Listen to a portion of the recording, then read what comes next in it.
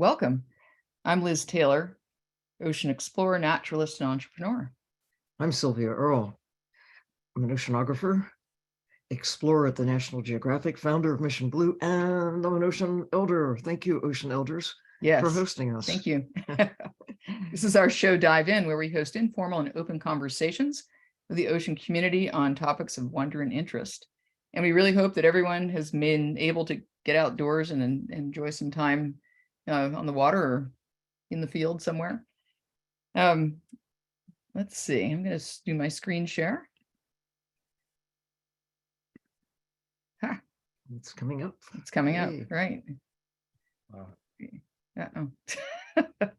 In any event, we'll get this going here in a minute. But we do want to remind everyone that the world is blue. Very blue. As you get through today's conversation, please start putting your questions into the Q&A box, and we'll get through as many as possible towards the end of the conversation. And what an amazing gift we have today. We have a bona fide navigator, wayfinder in our midst, Nainoa Thompson of the Polynesian Voyaging Society.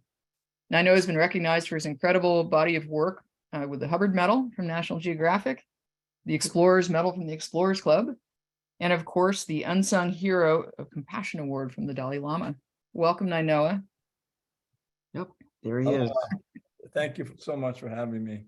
Look, this is his world right there. The great blue back of the Pacific. The face of the ocean, face of the planet. Yeah. At the back, because it's like holding us all up. It's front and center. That's wonderful. Yeah. So Nainoa, you are about to embark on a new global voyage of the Earth, starting this year and concluding in 2027. But Yeah. this is not your first ocean voyage. This is Nainoa in action. I mean, you're always in action, but this is, I think, where you're most at home. That's right. It's the 15th major voyage for Hokule'a, and this is her first 50 years of operations. And how's the team been preparing for this next great voyage? Yeah, we've been training since all voyages must begin with the task of being very clear what's its purpose. I mean, going to sea for the length of time we are, it's a dangerous place for a small canoe. So training is being clear about why we're sailing, and then training for that purpose. We're stepping into our 6th year. Ever since we ended the worldwide voyage, we recognized that we needed to stay home and get back home after going around the world. But our home is that slide you had of what we call the Pacific Oceans, but traditionally our ancestors only talked about one ocean, a connection of all water on the earth. And so it's, just to be clear, this is going to be our longest in time and distance of all the voyages, even longer than the worldwide voyage, because the Pacific is so big. Yeah. So we've been training for 6 years, and we first task is to get the canoes to be seaworthy to do the task that we're asking it to do, and then the other is just to train the crew to be able to safely, essentially, bring the canoe and themselves home. So we're in the midst of training all the time. We'll be training through the next through to 2027, but we are ready to go, and we're underway actually right now. So this was the worldwide voyage that in itself was just remarkable, to go where you were able to go with a lot of young people trained by you and by the ocean, of course. Exactly. And what I thought was wonderful is you let them go. I mean, you trusted them. You trusted their ability to find their way. I mean, and recovering that combination of science and art to find their way across the ocean using the stars, the waves, the birds, just knowing the ocean, feeling the ocean, being the ocean. And I know, again, you will be part of the action as much as you can, Right. but it's not likely you'll be there all the way during the next several years. Come back home and be with your kids, meet with the elders. Yeah. But it was great that some of the elders were able to get together for the launch in Hawaii of the Worldwide Voyage. And there they are. This is a cross-section of them anyway, with Don Walsh, who has been to the deepest part of the planet that happens to be in the Pacific. And of course, Jean-Michel Cousteau and Jackson Brown, whose voice is a gift to all of us. So, gift to the world. But at the core of Hokule'a's creation of the original build was exploration, is exploration, and our relationship with the Earth, the ocean, planet. How is the new voyage building on that kind of core of exploration? Well, that's a really good question. I mean, maybe let me step back. When I graduated from high school, I had no idea where my ancestors came from. I had no idea how they got to the Hawaiian Islands, the most so-called, we call it most isolated, if you consider the oceans isolated, and we don't, it connects us, but most isolated high island archipelago in the world.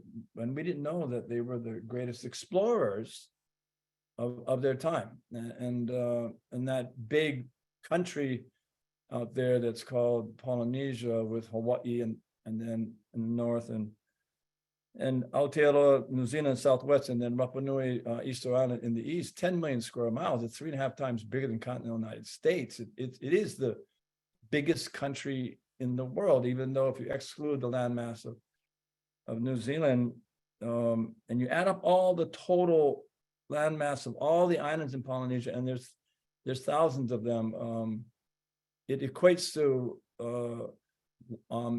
it's 600 times more water, and all those islands you can fit into 1/3 the state of New York. I mean, and so we didn't know anything because it wasn't taught in schools, because oceans and culture and traditions weren't valued by schools. In fact, Hawaiian language and culture was outlawed by policy in all of our public schools. Well, it's all changed, and so that was our first voyage. That was led by our teachers, our pioneers. We were just kind of hanging on and learning as fast as we can. But there was a miracle that our founders built us a canoe.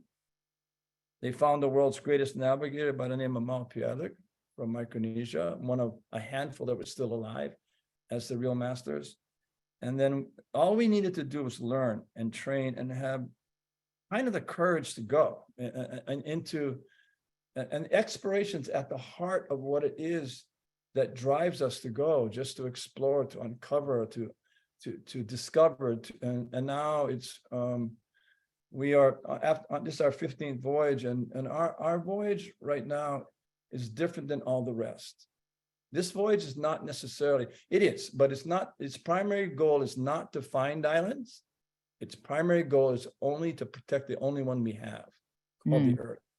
Exactly. And so we're training for that, and you show up the ocean elders. I mean, these are heroes of our time, and it's been such an honor to have them. I'm just going to say it. Sylvia's at the top of the list. She knows how I feel about her, and it's such an honor to be with her. And not only she's heroic, but man, she is one of our core teachers that help us understand why we should sail. That's because that ocean,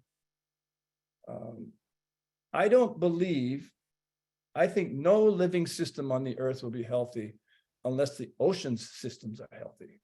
Yeah. That's a fundamental premise that we take. This is why we take the risk.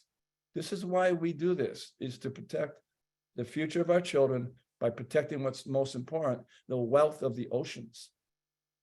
Well, Yeah. it's where life on Earth mostly exists. It's where the water is. 97% of Earth's water is ocean. And the Polynesians, when you look at the blue country that is Polynesian country, you think about the whales that share that space. They don't know where the boundaries are. They have their own idea of where home is. We terrestrial creatures that we are have this way of carving up territory, and we're kind of moving in and doing the same thing to the ocean. But just the idea that we still have this one system that overrides any of the little dotted lines that we try to impose on on territory. Yeah. It all connects. And I love the fact that you are actually going out there with it, kids and with some of the elders as well, to just show the way, and on the way, make the connections. It's really interesting to think about how many of the, the hope spots that have come up along over the last decade Absolutely. or so, Yeah, how so many of them intersect with some of the points that we see here on the Voyage map as well. I mean, it looks as if the Voyage will be starting in Alaska. Is that the Yeah. case, Nainoa? Yeah. We have a 31-year beautiful relationship with the Alaska Natives, because 1992, this would be the second canoe we'll construct after the first one called Hokule'a. But the Native Hawaiian Culture and Arts Program wanted to create a project that would bring all Native artisans and cultural specialists together to work on a single idea. And so the board of directors felt that the most vital and crucial single artifact of Pacific culture is the canoe. So they asked us to go find the trees, and we searched for 9.5 months. And it's a really powerful story, but I'll just summarize that. We searched all of our forests, and this is what we found. 90% has been cut down. The vast majority is put into agriculture, destroyed the ecological systems, invasive species. The list goes on and on and on. That if our ancestors were here 2,000 years, they built 50 canoes because they needed canoes to survive a year. That's 100,000 canoes. We couldn't find one tree. Wow. So that's what we found. But there was a second source of trees that historically we know that the biggest canoe ever measured in Hawaii is by Captain Vancouver. And in his logbook, he wrote, it was 109 feet long, and it was made out of the finest pine. That was his language, and pine's not native. But we had to driftwood logs. And so we went to Alaska, and they gave us 2 Sitka spruce trees. It was painful cutting them down, because but all it was to make a promise that we'll take 2 trees to carry our culture and our children, and educate as much as we can. And so the trees would become a school for the earth. And so that's why we're going to Alaska, is because a bit of genesis on this. The Alaska, that's where we want to start this because of our relationship. We, on every major port that we go to, we anchor a value to the port, and that value is family. Family of which was split people, didn't know each other, are now very caring. So we'll be there about a month and a half.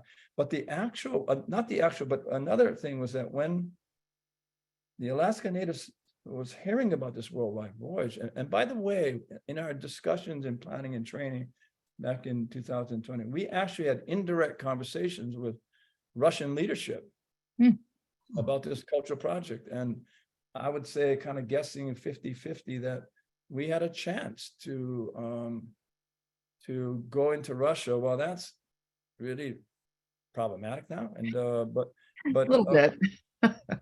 what the Alaska Natives did was, especially those in the Arctic, when we created our countries and we drew the maps on ownership on through the ocean, through up in the Arctic, and split Alaska from Russia, but you didn't split the family of Alaska people. So they said, if you guys go, we're gonna go. We're gonna go from Alaska to Russia to join you in their canoes in the Arctic. I mean, we're not going that far north, but it was like a catalyst for coming together of people, which I think is part of the equation to protect the earth. We got to come together. And so we're hoping that things will change. And so that's how you get the circle. It was really, originally it was from Alaska to Russia and all the islands in between.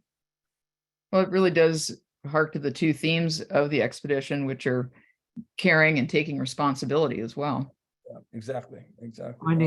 Finding the common ground, or in this case, the ocean, that really does connect everyone everywhere all the time, and being able to, people clearly will differ about a lot of things, but what brings us together? That's right. And that's right, where that core of caring and taking responsibility has become even more urgent. Yeah. Yeah, so Sylvia, we're trying to really focus on the things that will unite us, even amongst all the things that pull us apart. And that's why we anchor family. That's why we anchor children. That's why we anchor oceans and protection. And that's one thing about all that list of the 36 countries and archipelagos. And this is where you guys can help us, especially with your work in the hope spots. What we don't have is enough. We don't pay enough respect and enough aloha to the underwater archipelagos on the planet. The planet, these archipelagos of life that have no representation other than some economic view from how we split up our countries. So we want to go and I've been getting scoldings, and good scoldings, very polite, kind scoldings from Sylvia about you got to go underneath the canoe, and then so we're going to do it. But we want to go to these archipelagos and jump in, and if we have permission, just to make sure that that we view wealth very differently. I mean, if the ocean is the driver of climate, if climate is what protects us, we can go outside over here, but you can't do that in other planets. And if it's the source of food, if it's a source of resources for us to be able to move in a sustainable way into our future, why don't we redefine the oceans in terms of its wealth? Because I think if you do that, it'll be the most wealthiest country in the world, the oceans, or continent in the world. Absolutely. And it's really about figuring out how the choices that we make today and the actions that we take can help to build a future that's hospitable, not only for people, but for all of life on Earth. Earth, the habitability of Earth is on the line. Yep. It's such a big, kind of scary thought that what humans have done throughout all of our history, but especially in the last couple of centuries, and especially in the last 50 years at a pace that's picking up as our population grows and our impact on the systems that make Earth habitable have increased, that we now know. Imagine if we did not know, Nainoa, that we're the cause of climate accelerated change, the warming of the planet. They're natural factors, of course, but we have really done serious damage to the fabric of life on the land, and now increasingly in the ocean. And it's a living ocean that shapes climate. It's a living ocean that shapes planetary chemistry and makes Earth habitable for the likes of us. So bravo to you for one of our people together is to, and I don't know, there's a couple of things. One is the audience should know that we're launching a third canoe. So we have Hokulea is our traditional navigation school. That's what you see on that slide. And then we launched another canoe in September 2012, which was initially going to be the escort boat for Hokulea around the world. It's big. We built it in New Zealand, 72 feet long, 25 feet wide. It's bigger than Hokulea, but it was our safety platform, our escort platform. It was our medical platform. It was our documentation, education, and science platform. And so this very important need to bring back wisdom of indigenous people living in places for thousands of years. How do they do that sustainably with the vital information and data that comes from science? Without that, we can't make good decisions. And so Liz, it goes right back to what you were saying on our side. I don't know what the outcomes are going to be. I don't know if we're going to make any dent in anything. All I know is we'll do nothing if we don't go. Yeah.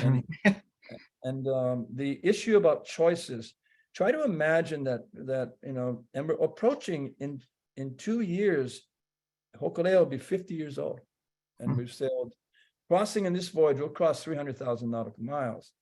And we will cross that 50-year opportunity. So we're really focusing in conversation with young people. What's the next 50 years, and what platform do you need from us?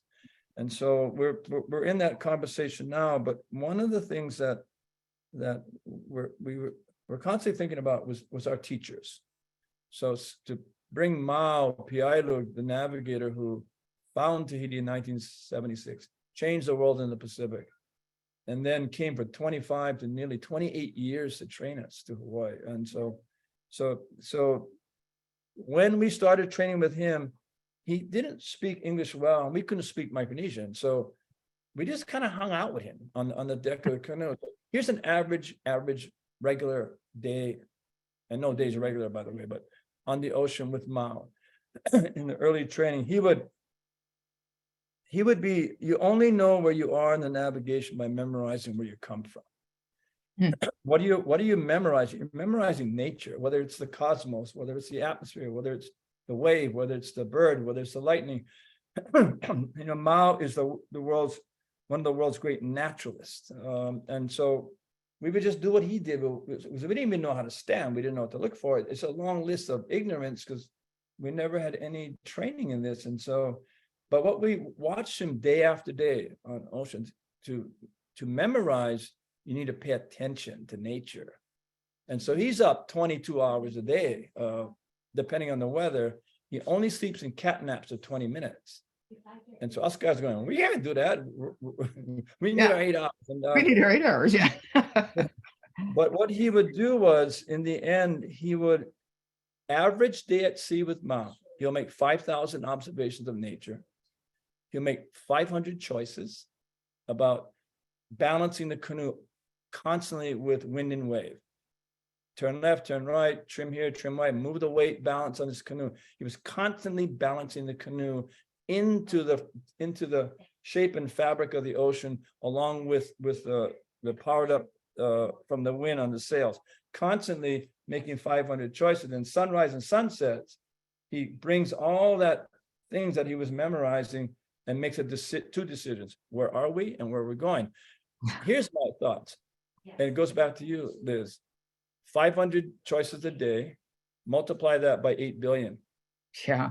November last year, now you're at 4 trillion human choices, not per year, per day. What if we can change 1% to go to good? What if we can just change 1%?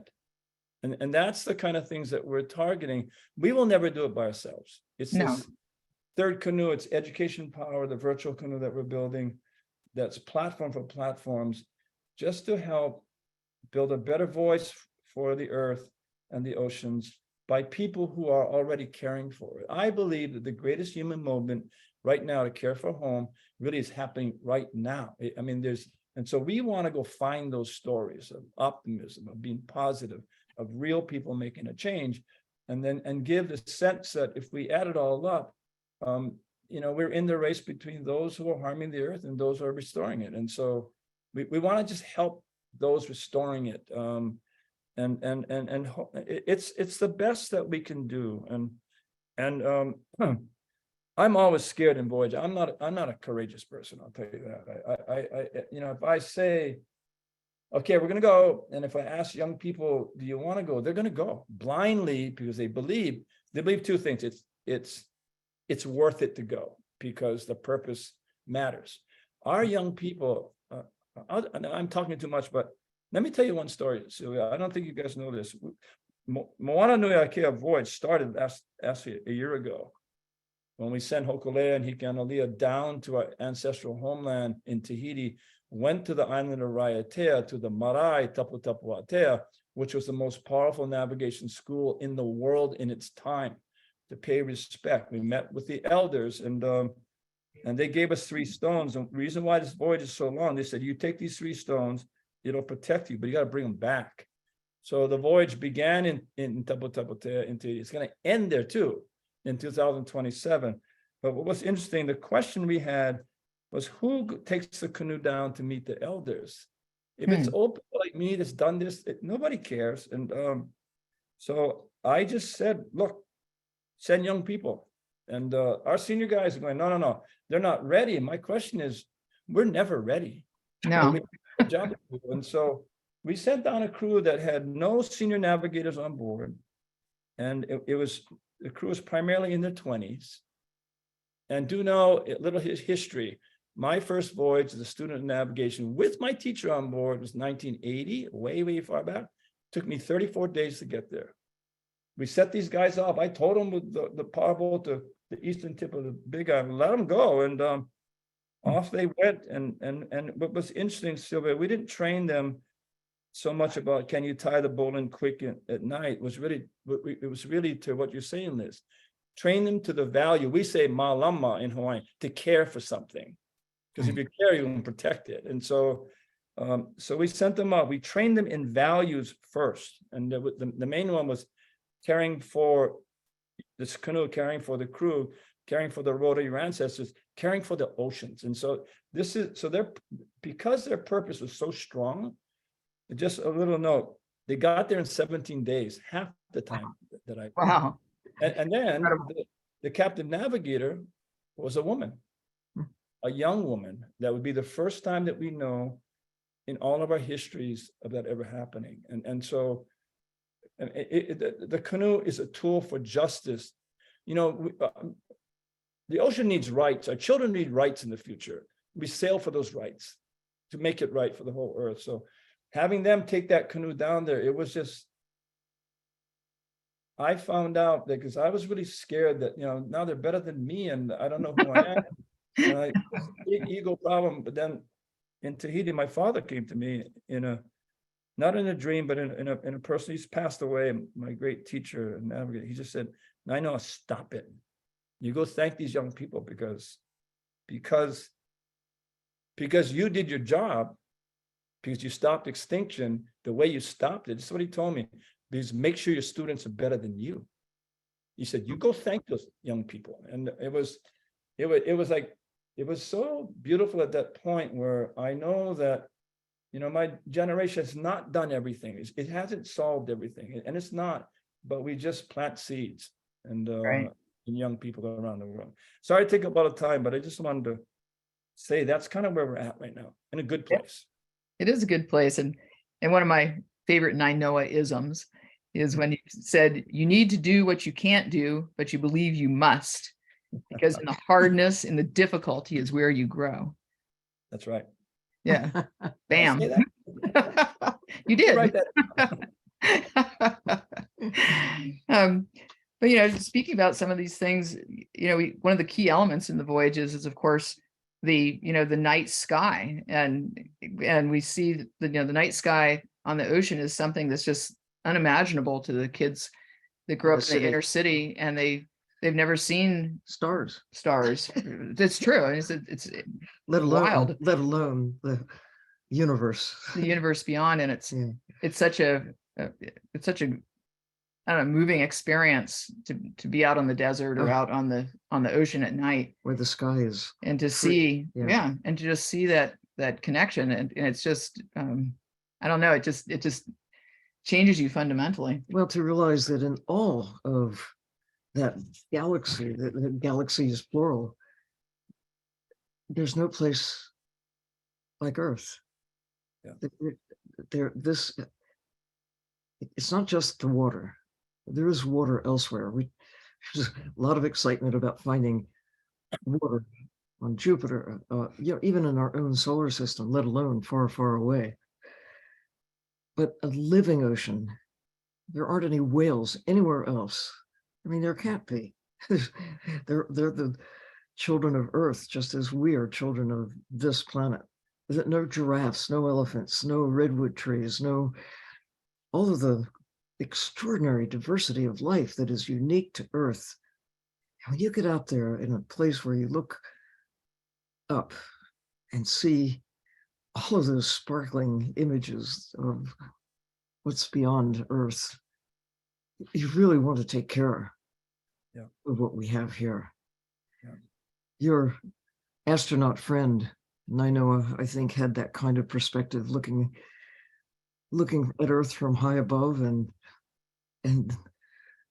taking a photograph from high above of the Hawaiian Islands, and then seeing all of them at once, one image, there they were. And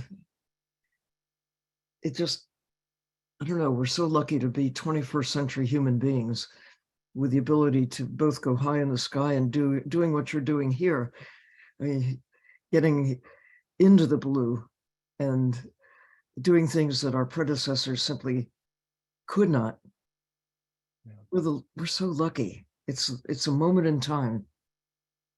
Yeah. It's for me, it's a time where if you look at the data,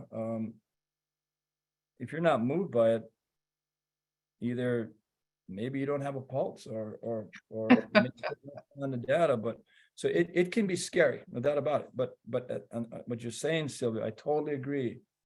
I wish I was 20 right now and be a part of this massive, amazing change that we're going to do, because we have to. And because right now, you're absolutely right. When I was being educated, we didn't have the tools to take care of the Earth. We didn't have them, and it wasn't in the school systems. And but now they are. And it's a scary time, but it's like the most extraordinary time. And I Liz, when you raised the question about exploration, that's why I want to go. I want to be 20 years old. I want to go back and explore in a different way. I want to be in the evolution and the exploration. I think, honestly, this is not a criticism against any explorers in the past, but now I think the world's greatest explorers are going to emerge out of the next two generations. Yeah. Because not are they going to just find things on the Earth, they're going to save things on the Earth, and they're going to protect things. And I think that level of exploration is right now, to me, is the highest level, because its purpose is so much more powerful than just. And so I just wish I was 20, but too bad. But to your point, you're passing on that knowledge and really witnessing the amazing fruit that it's bearing. Yeah. We have good young people, man. We really do. Amazing. Yeah. So one of the things that people have asked sometimes, just thinking about the change over time, certainly navigating by the stars is a really important element in these voyages. But what about the other senses that are used at sea for the navigation? You've got, birds or fish behaviors, and even smells, and the way the wind interacts. Like what are some of the signals and signs that you've used over the years, and also that you've seen that have changed over the years? And can you smell an industrial island versus a green island? Yeah. Yeah, but like I say, in 2 years it'll be 50 years of sailing. So in geologic time, that's nothing. But in our time, we have seen change, and and we expect it, right? Because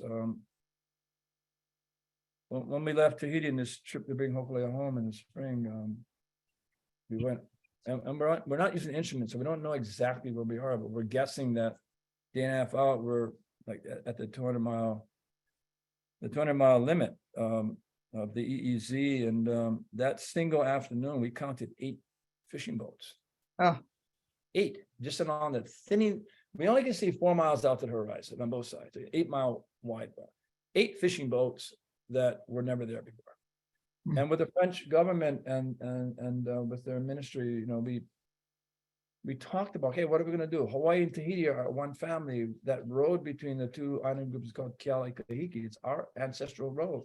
mhm. The path to Tahiti. And what are we going to do? And they said, it was interesting that the problem that they have, if you take satellite photos and look at the AIS systems, that you're not going to find a single foreign fishing fleet in the EEZs, or you're not going to see any mining. But right outside of it, it was shocking to me to see the amount of fishing that's right outside. Because to your point, there's no boundaries, right?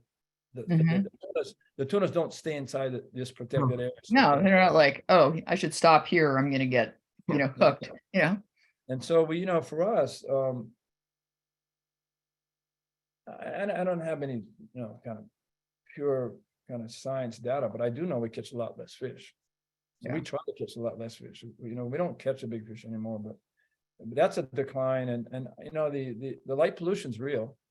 I mean, it's really real. And if children, I mean, for me, the reason why I was sucked into the gravity of the idea of Hokulea, even before it was constructed, was the founders, Navigator, took me outside and showed me the stars. That changed my whole life. Those 7,000 dots of visible light above our heads, they cross it. It's just like chaos your whole life until someone made maps of it, ancestral maps, traditional maps, and navigation maps in the sky. That's the other thing too about exploration. Sometimes for me, the most powerful genesis for exploration for me is when I'm inspired about something. And it's always been about the world of the oceans. And we're changing it. And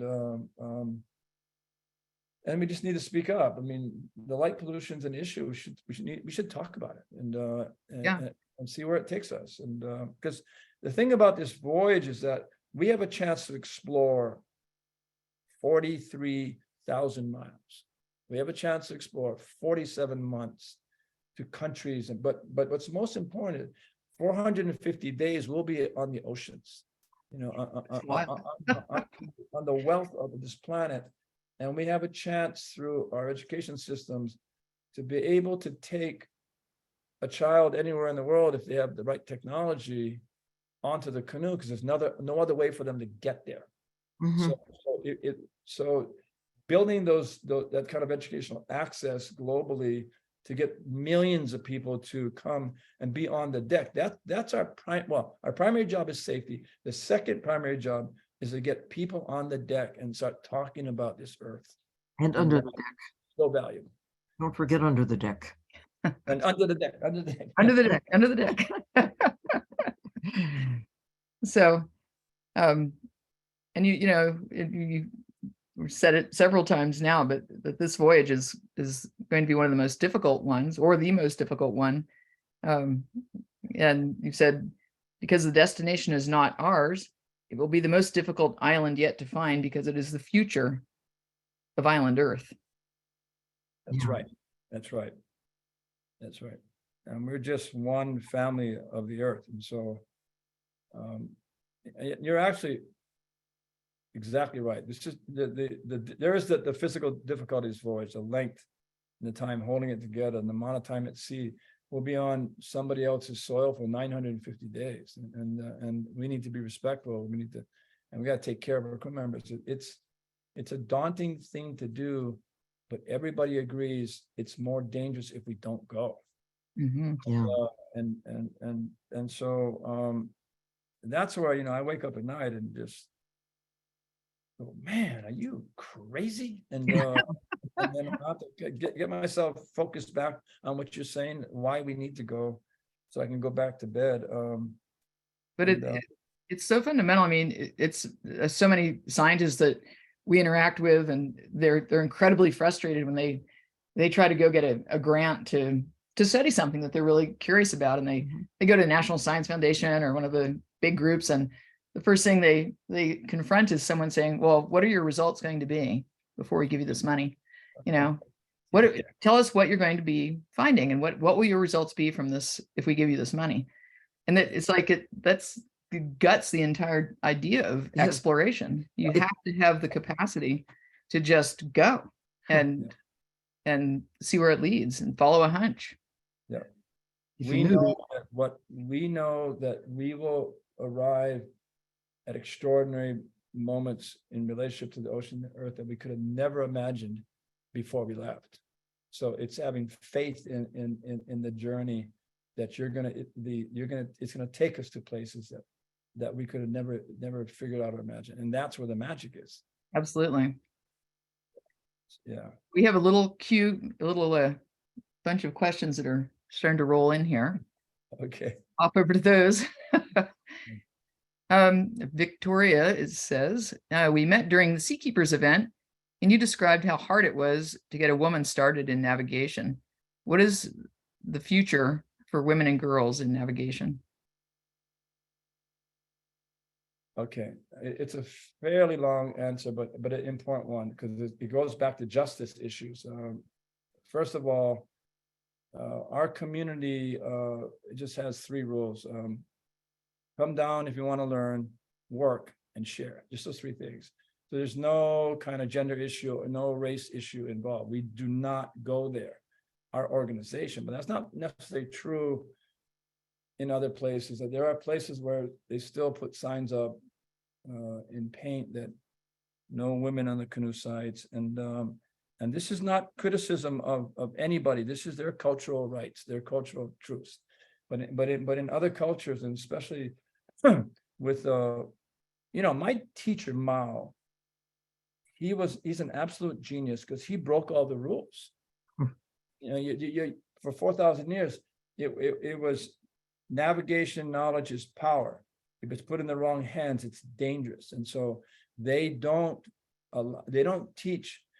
They teach in their schools, they teach on their islands, and they teach within the families. And the piece about magic, they don't teach that because it can be dangerous. And so with him coming and training us, it was breaking all the rules, and he had to weather that, because his belief was that the only way we're going to stop extinction is to train somebody younger. And so he was finding the people that wanted to learn. That was the big key piece. And so, but on our side, with no boundaries on gender, I'll just say this is my perception that women learn faster and better than men. They're more organized, they're more committed, they're more disciplined, and more focused. And so we have these emerging great navigators. Kailani Murphy would be the first. That in the late 90s, she came and wanted to learn. So we cannot deny her that. But when in 2008, our teacher was very sick with diabetes, and I went to Satawal to see him. It'd be my last trip, and he knew it, I knew it. It was a pretty sad time. And we had a long conversation. His house is on the other side of the main town, in the main village in this island called Satawal, and we talked, and I needed instructions from him. The right to teach someone, I have to have permission from him. The right to teach women, I have to have permission. And so here's a guy who breaks all the rules, and he's in this small room, and his bed is made out of plywood. He has a small pillow, and we talked, and he was tired, but I had one question to ask him. So this would be the last time I'd see him, and so we had the most difficult time about not saying goodbye, even though we knew it would be the last time. He finally just stopped me and goes, "When the bird comes, that's me. When the lightning comes, that's me. If you see the wave, I'm in the wave." And he says, "When the stars rise, that's me. The light of the sun is me." He says, "I will always be with you, but you got to sail." That was instruction. So we were able to not have to say goodbye, because we'll see you on the ocean. So, and we sail for him because he's everything. Micronesian navigation, without it, we couldn't do anything. I mean, they were the great navigators, and they were the great teachers. But the question I had that day, the day that we were going to leave at sunrise on the other side of the island, so I knew this would be the last day, and I get up and I go, Ma, I got one question. Because you're initiated into graduation as a navigator called Po. And so I said, can we give Po to women? And the great rule breaker looks at me, deep red eyes, and goes, no. The way he said it was, do not ask me again. Don't put me in this situation. Don't ask me about that question again. So I go off with a real problem coming home. So what do I tell Kailini? You know, what do I tell her? You're not good enough, and you don't have access. It would breach every one of our values of inclusion and equity. And so I go back to the village. Sunrise comes up. They're ready to pull the anchor. They're yelling at me at the beach. They get on a boat. They're threatening to leave me there. And so I just was just walking in circles in the sand because I couldn't go home this way. And so I just ran. I ran around the whole island. And there was Mao on his plywood bed, sitting up by himself, waiting for me. And so we talked shortly. Then he just, when I got up and I was about to leave, because I couldn't ask him, there's part of his genius. He had the solution. Navigators find their ways out of storms. That's what gender inequity is. That's what racism is. These are storms inside of us, and they're the most destructive storms. Hurricanes are beautiful. These storms inside of us are the most destructive. And when I got up to walk out the door, he goes, hey, Nainoa, you give the po to the wahine? Meaning, do I want to give the knowledge to the women? And I turned to him and said, yes, because they deserve it. And then he said, the most beautiful answer ever. In broken English, he goes, up to you. He couldn't do it, but I could. You could. He gave it to you. Yeah. So he knew it was the right thing to do, but I needed to make that choice. So long story short, navigation is being taught pretty much through all the schools now. I'm not saying it's equal, but there's access for women into all the schools that are going throughout New Zealand and Tahiti and Cook Islands and Samoa and Micronesia. So, yeah, I mean, things are changing, and so much of it is just on the belief or your core values. And so that's where we are. It's evolving, and 17 days, twice as fast as me, with a small young crew, and a lot of them never went to deep sea. We just told them out there and let them go. And then I was watching them. I was on the canoe on my iPad, my laptop thing, whatever, and going, man, I hope a small storm comes and slows them down. Because they're breaking the record of time and everything. My ego was getting in the way, and our young people are awesome. So Molly is asking, have you ever met anyone recently from any of the remote Polynesian islands that even come close to Mao's ability to navigate in the old way? No. No. Good. Short answer. Excellent. Yeah. You know, you were so fortunate, and so was he, that you connected when you did. It was almost too late. You must take that word master off any description of me. I'm a student, and this is not about humility. When we sailed down to Tahiti 1980, where I kind of learning on the way down, came back. It was 6,000 miles roughly, and total distance. And Mao would be packing his bag for the first time in 28 months. He stayed with us every single day. And Sylvia, you know, we would train every day in immersion, and if I didn't touch salt water, he'd make me swim nighttime outside in the deep, in the rough, along the lava rocks, and because he wanted me to learn how to be comfortable in the black of the water. And so, but, so it was an intense training. But when the voyage is finished, he's going to go home, packing his one single bag, a little hand carry bag of his possessions, because his wealth is not what he accumulates. For him, his wealth is what he gives away. And as a teacher, and so he sat me down and said, you did okay. It was a very truthful comment. He said, I give you everything, and the ocean showed you everything, but it'll be 20 years before you see. If you want someone to know everything, send your son, because you're too old. Then he talked about, my grandfather picked me to be navigator when I was 1 and put him in the tide pools in Saddlewall. Saddlewall is only 1.25 miles long, half-mile wide, and moves the tide pools around the island. So Mao can, he says, when I'm in the tide pool, I can smell the forest, and I can feel salt. I can hear the bird. I hear the bird when I'm in the tide pool. And he's 1 year old. And then he said, and he made this choice about the importance of teaching young. And they said age 5, he was on his grandfather's deep sea voyaging canoe and sailing far. And he got up and goes, when the wave come, the canoe go up. When the wave go away, the canoe go down. When the canoe go up and down, I get seasick.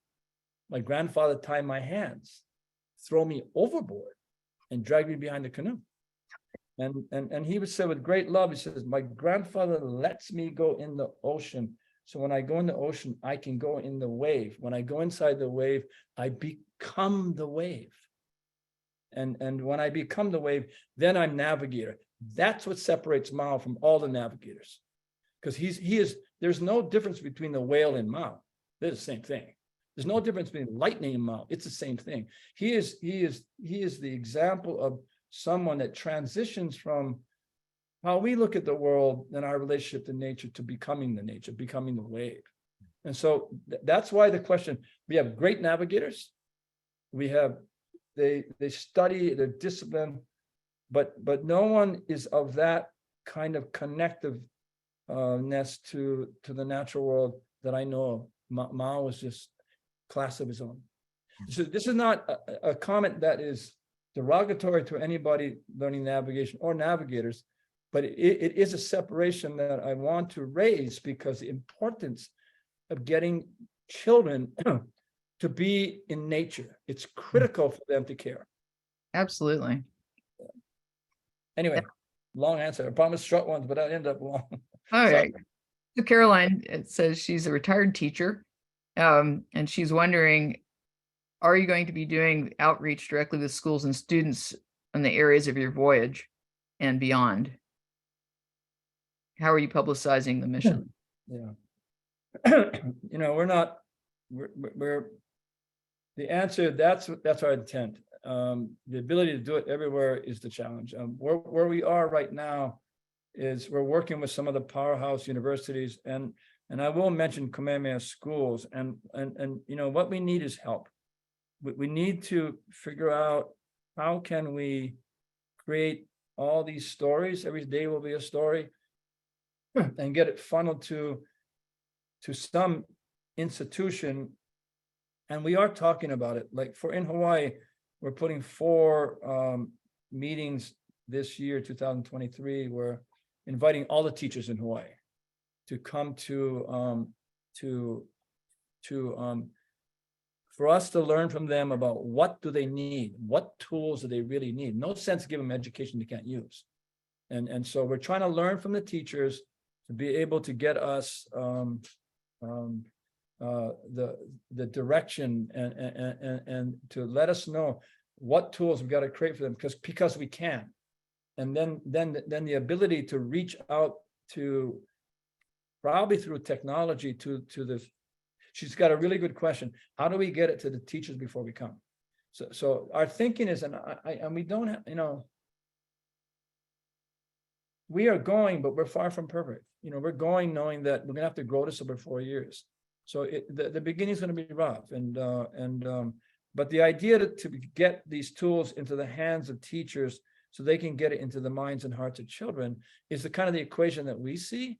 So we are looking at how to do that. So we're starting in Hawaii first. And her question is great. And if she wants to help with this as a retired teacher, but how do we do that? Because the great danger in this voyage, children don't follow us.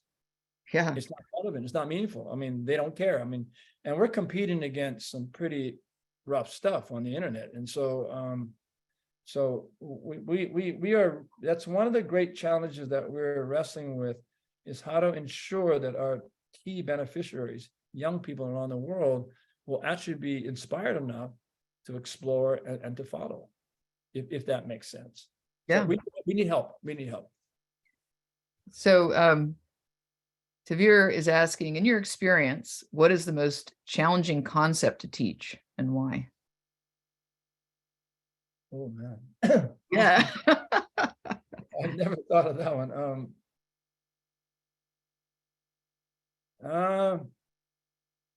That question is evolutionary. It's the great challenge is to teach or have changed over time.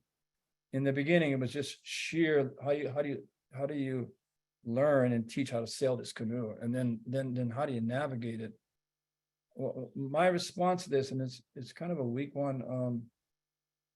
It goes back to what are we really trying to do on this voyage? And it's our job is to change how we as human beings make choices on this earth. And we don't. The challenge that I see is how to do that at a scale that's really going to have impact and really going to have change. Two challenges. One challenge was getting institutions to work together. It's been really hard, but we're getting there because our job is to sail this canoe safely. Our job is to capture stories, but then hand it off to the institutions can turn this into meaningful education, get it to teachers, get it into living rooms. And so the big challenge right now is to make that happen. And because our job is to be able to carry millions on the canoe, not just 10 on the deck and through the third canoes. So, and the reason why I say that's my answer is because we are close to leaving, and we're not where we need to be on the educational side, but we're going anyway because we can build it over. The good news, we have time. We have 47 months to grow and build and get better. And so that's our challenge, but we're focused on it, and we just need help. Anyway, that's kind of a lame answer, but yeah. It's not lame. No, I think we can all be part of the third. We can all be on the third canoe and sure. helping. And people say, what is the biggest threat to the ocean and therefore to our future? And right away you think, well, all the stuff we're putting into the ocean, the pollution issue, which is big, or what we're taking out of the ocean, the millions of tons of wildlife that we've extracted, and what impact that has on the health of the ocean. But the biggest problem, far and away, is that people don't know why they should care. Exactly. That is what you are facing and addressing head on, to take people with you and engage them and show them, make them part of the action, part of the solution. So bravo, Nainoa. Take us along. Yes, please.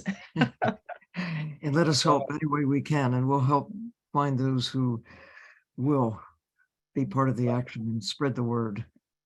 We want to overlay maps, our maps on top of the route map. And I don't think a better map is taking that 151 hope spots, Well, overlaid on top of us. Because what that orange line you see, that is just a forecasted regional thread on the earth that we designed basically to make sure that, one, we stay out of hurricanes. I mean, and we stay out of severe storms, and with climate change issue, it's a big issue, Sylvia, help us, because what we do, we're losing confidence on the usage of long-term climatology because of the severe storms we're seeing in all over the world that everybody's saying is unprecedented. So Right. we're trying to shorten everything and tighten it up. And but at the same time,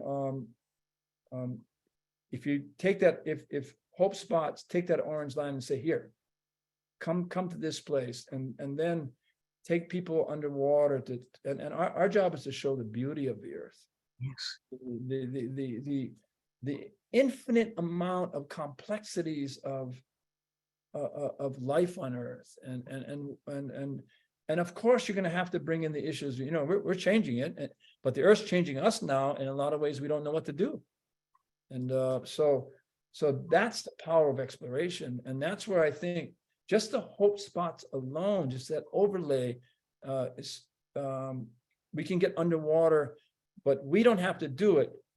All we want to do is link with these beautiful partnerships that we have who do that as their core business. And so, you know, we want to overlay maps, cultural maps, language maps, wildlife maps. Collaboration. Yeah.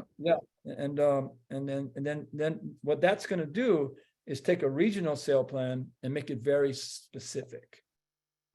Yeah. So your 150 Hope Spots is like just a beautiful, beautiful map. It's a network of hope, but Yep. it's hope leading to action. And exploration. Oh, yeah. Dive Well, in. Dive Nainoa, in. yes, dive in. We are at the top of the hour, and any of the questions we didn't get through today, we'll try to address them offline. Yeah. But we really appreciate your time today, and want to say thank you to all of our guests, our producer, Ocean Elders. Thank you, Nainoa. It's always such a pleasure to have you in conversation. And Well, yeah. just Look, remember, I'm water honored. connects us all.